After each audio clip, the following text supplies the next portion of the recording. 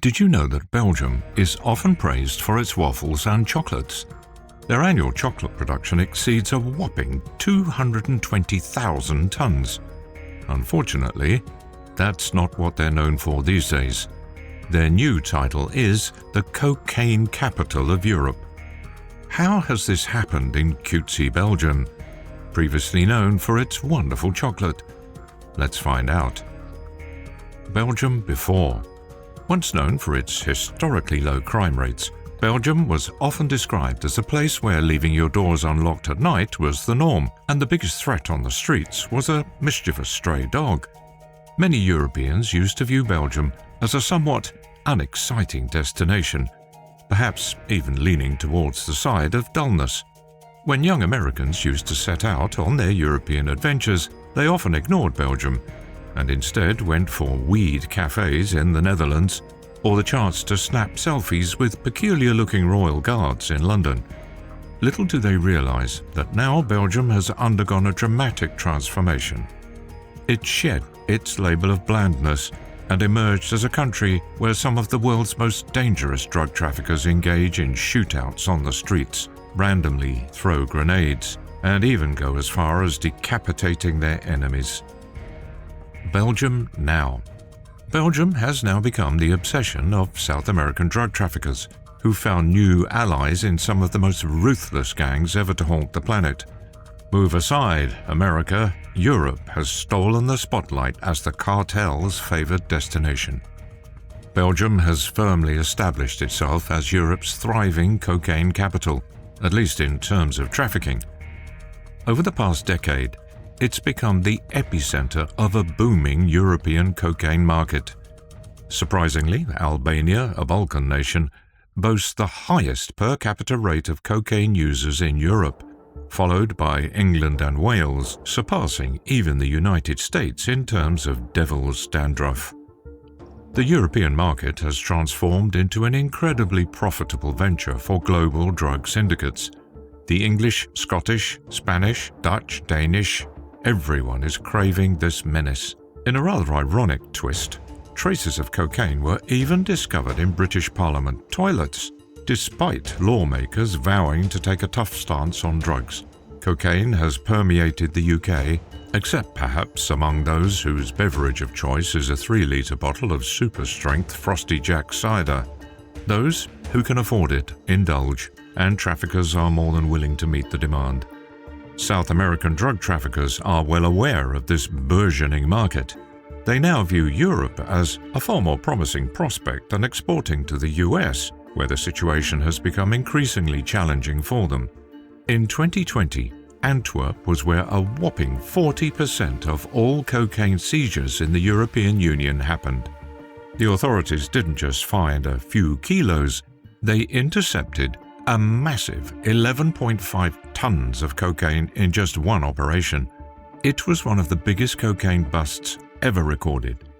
Even when US police seized 20 tons of cocaine in Philadelphia in 2019, people were amazed. The media covered it extensively, saying the street value of the cocaine was $1.2 billion. But in Europe, these days, big seizures like this are becoming more common. Belgium has experienced several significant cocaine seizures recently, which is something nobody expected just a few years ago. In 2020, European law enforcement agencies seized a total of 30 tons of cocaine, with some of the seizures taking place in Belgium. It was a record-breaking year, with a staggering 213 tons of cocaine seized throughout the European Union. In 2021, Belgium alone confiscated 100 tons of cocaine, making it the king of cocaine in that year. These amounts of cocaine are mind-blowing and worth billions of dollars on the streets. How the business works. You might be curious about how drug traffickers can afford to lose billions of dollars worth of drugs when they get busted by cops in just a couple of years. The answer lies in the fact that most of their drugs successfully make it through.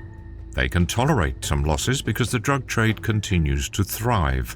The raw coca leaves purchased from South American farmers are incredibly cheap. After all, they're just leaves, and the farmers don't ask for much money for them. The process of transforming these leaves into high-purity cocaine costs a bit more, but it's still relatively cheap, as it's often carried out by poor individuals, often hidden in forests, so the actual cost of the base product is minimal. We're talking about a negligible amount, very small sums. However, a gram of cocaine on the streets of England can be sold for up to $100, or even more for highly pure cocaine, while lower quality varieties may go for less than $60. In other parts of Europe, cocaine prices are also very high. In Australia or Saudi Arabia, where cocaine from Europe might be shipped, prices can reach over $200 or $500 per gram. A gram of pure cocaine, which will later be cut and diluted multiple times, costs cartels less than $1 once it's been refined. However, as the drug goes through various middlemen in the supply chain, its cost gradually increases by fractions. The most expensive part is the transportation of the drugs. Once cocaine reaches European shores, its value skyrockets. This is why losing a small portion of it to law enforcement operations and seizures has minimal impact on the cartel's overall profits, since a significant amount of it successfully evades detection and its street price remains high. European authorities estimate they only seize about 10% of the cocaine that enters European shores. Therefore, if $1 billion worth of street-priced cocaine ends up in law enforcement's hands, there are still many more billions out there being sold. Why cartels love Belgium? Cartels like coming to Europe because European countries like Germany and Belgium are really good at organizing things, especially transportation. Going through Belgium is the best choice if you want your package delivered quickly and efficiently. Belgium has a top-notch transportation infrastructure that traffickers find attractive. They especially like Antwerp, the second largest European port after Rotterdam in the Netherlands. The port of Antwerp handles about 12 million containers every year. It's nearly impossible for authorities to check every single one of them carefully. This is important for cartels because they're skilled at hiding cocaine. Sometimes they don't even bother hiding it and simply put it in a container, hoping it won't be discovered. There are two reasons why cartels feel confident. First, they know that authorities can't inspect every container. When they send their shipments, it's a matter of luck whether their container will be chosen for inspection. It's like finding a needle in a haystack for the authorities, and they only find the hidden drugs about 1/10 of the time. Transportation companies rely on delivering goods quickly to attract customers. They promise fast delivery, like the next day or a few days, to get people to use their services. If they told customers that imported goods would take weeks or months to arrive due to extensive inspections, they would lose business. Another important thing to consider is that many transported goods can spoil or go bad if they take too long to arrive. It would not be useful to receive a big batch of bananas a week later when they're already rotten. South American drug traffickers prefer Europe over the United States because Europe is more reliable and offers better profit opportunities. The US has stricter container checks and extradition laws that they want to avoid. Another reason why South American traffickers like dealing with Europe is the emergence of violent gangs. These gangs have appeared over the last couple of decades and are known for their extreme brutality. They're ruthless and have no regrets about inflicting harm, even going as far as removing a person's eyes. They've quickly gained control over much of the drug trafficking and selling activities. Dealing with these gangs is dangerous, and they have no moral code and are willing to harm not only the individuals involved, but also their families. Solution. Sometimes police officers have been caught getting involved with drug traffickers and making a lot of money from them.